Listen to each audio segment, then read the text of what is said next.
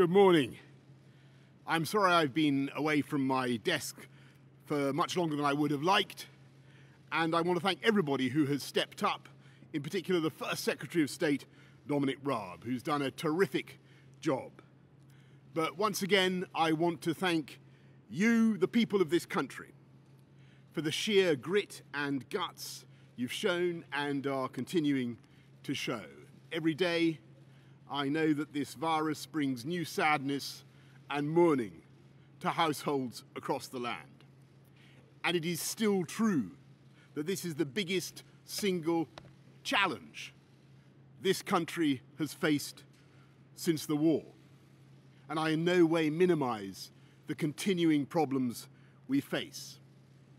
And yet it is also true that we are making progress with fewer hospital admissions, fewer COVID patients in ICU, and real signs now that we are passing through the peak.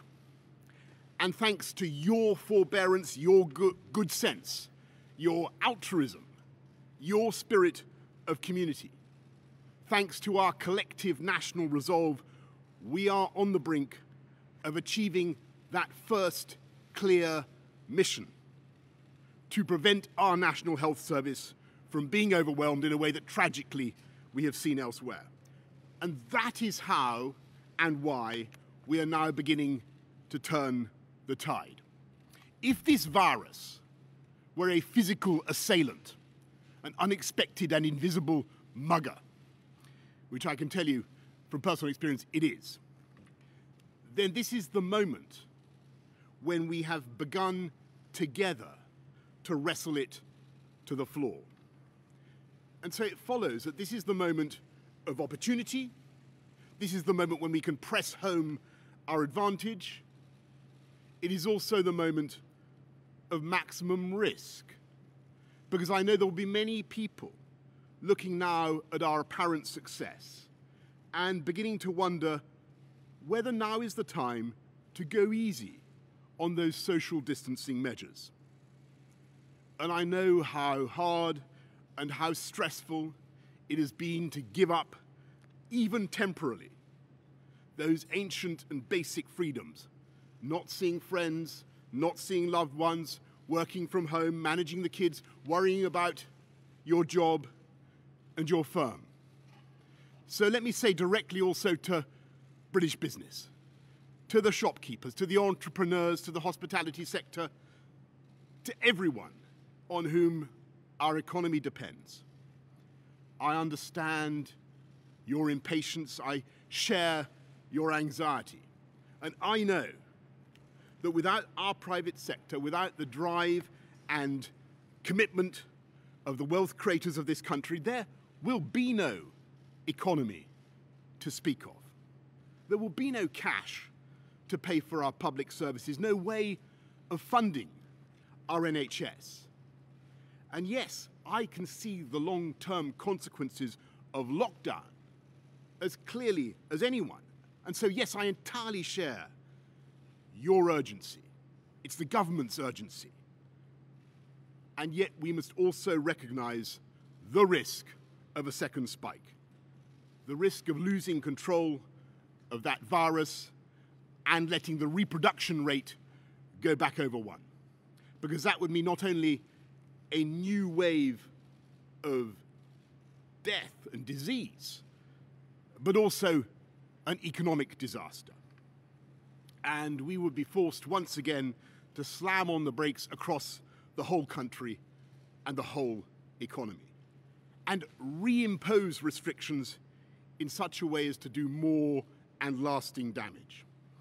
And so I know it is tough, and I want to get this economy moving as fast as I can, but I refuse to throw away all the effort and the sacrifice of the British people and to risk a second major outbreak and huge loss of life and the overwhelming of the NHS.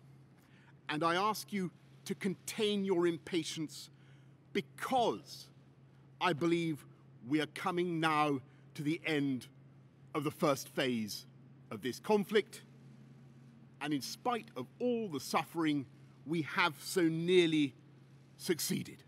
We defied so many predictions. We did not run out of ventilators or ICU beds. We did not allow our NHS to collapse.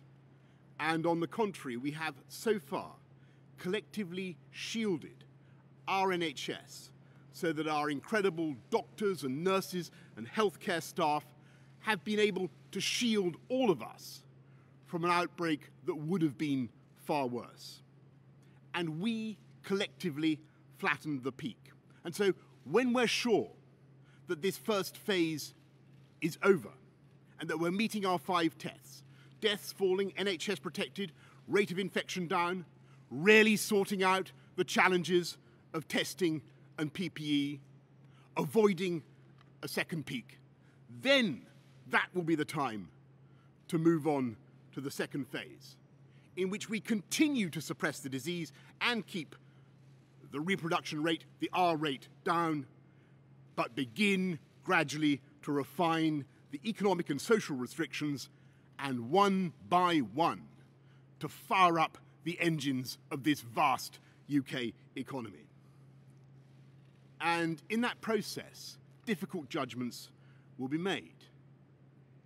And we simply cannot spell out now how fast or slow or even when those changes will be made, though clearly the government will be saying much more about this in the coming days.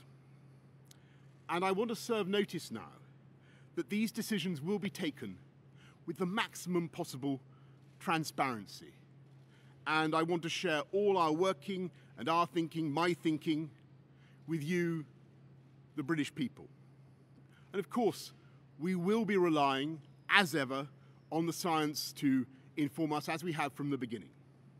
But we will also be reaching out to build the biggest possible consensus across business, across industry, across all parts of our United Kingdom, across party lines, bringing in opposition parties as far as we possibly can, because I think that's no less than what the British people would expect. And I can tell you now that preparations are underway and have been for weeks to allow us to win phase 2 of this fight, as I believe we are now on track to prevail in phase 1.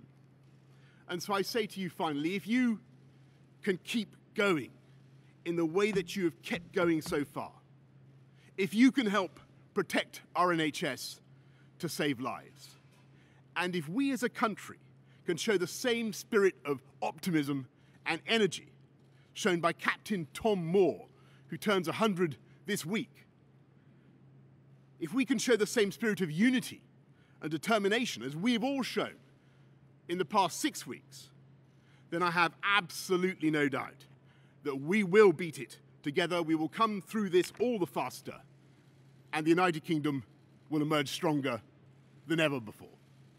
Thank you all very much.